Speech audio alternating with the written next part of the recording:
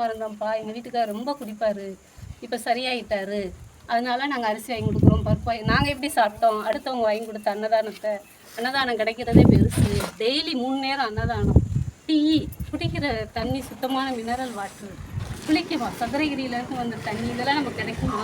மகாலிங்கத்துக்கு போனால் தான் குளிக்க முடியும், காசிக்கு போனால் தான் அன்னபூரணி, இங்கே அன்னபூரணியே வந்து இருக்காங்க.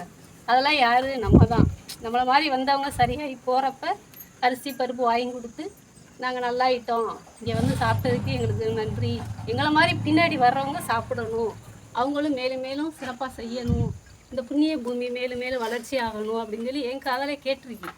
கேன்சர்காரங்க அந்த குழந்தையெல்லாம் சரியாக இருக்குது, பிறவியிலே கைவிடப்பட்ட, டாக்டராலே கைவிடப்பட்ட குழந்தை, மாதம் 50,000 ரூபா ஆஸ்பத்திரிக்கு செலவு பண்ணுவாங்க. இப்போ அந்த குழந்தை நடக்கிறான், பையன் பேசுகிறான், ஓம் சக்தின்னு சாமி பேரை சொல்லுவான். இங்கே வந்தவனே அவனா எல்லாமே நடந்தது இங்கே தான். குழந்தை பாக்கியம்